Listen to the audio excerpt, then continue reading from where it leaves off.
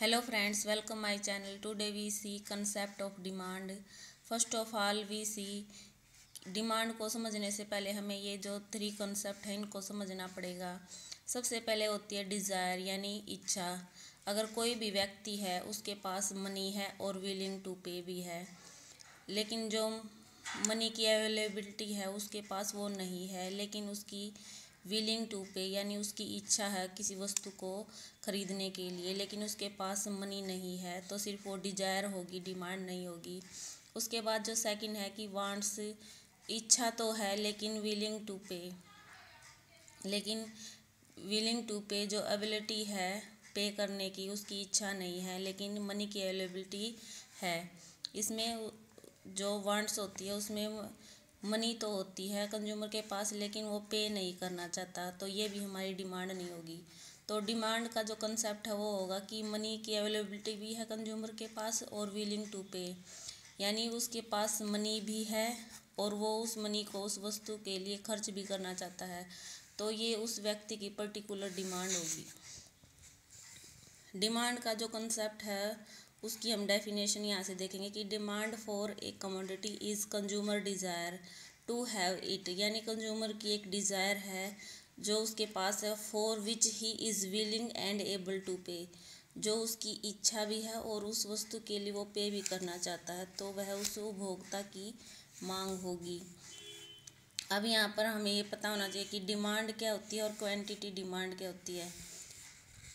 Demand, it refers to various quantity that a consumer plan to be at various prices of a good during a period of time, यानी किसी वस्तु की वो मात्रा जो विभिन्न प्राइस पर वो जो कंज्यूमर है वो पे करना चाहता है। यहाँ पर हम शेड्यूल से देख सकते हैं कि जो प्राइस है वो अलग अलग है और क्वांटिटी भी अलग अलग प्राइस पर वो परचेज करता है अलग अलग। क्वांटिटी डिमांड क्या होता है कि किसी पर्टिकुलर प्राइस पर, कि it is a demand of a good और services which consumer plan to buy at a particular price. Quantity demanded वो होती है कि वह किसी पर्टिकुलर प्राइस पर उस वस्तु की जो डिमांड करता है उसे क्वांटिटी डिमांड कहते हैं।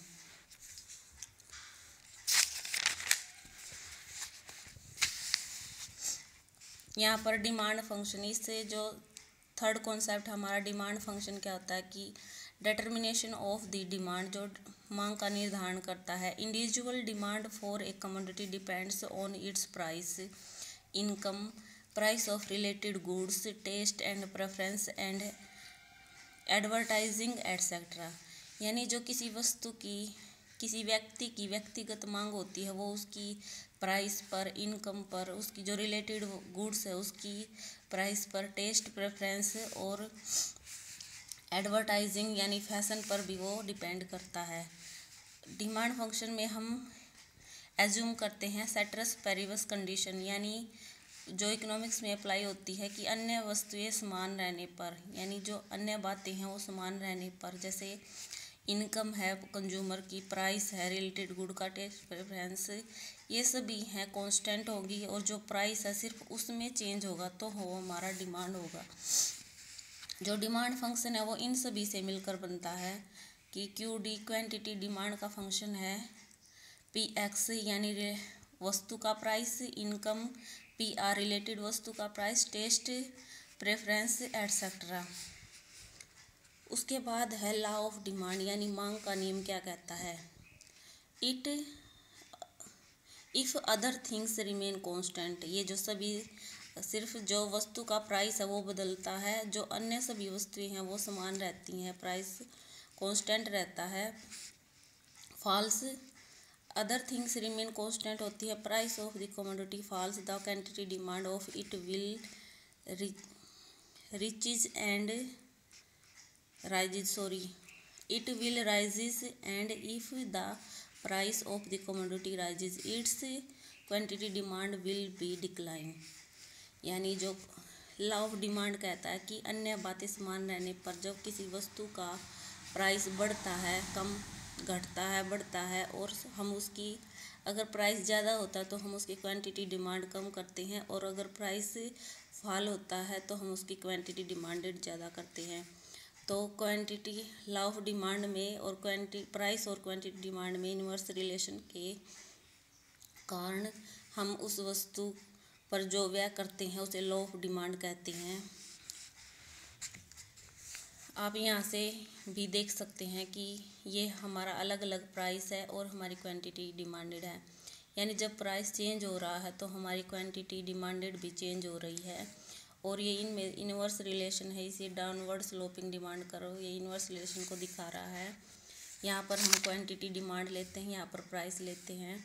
डिराइव्ड डिमांड क्या होती है कि some goods are not demanded by consumer to satisfy their wants directly, but they are used to produce other goods which directly their wants, example demand for machine।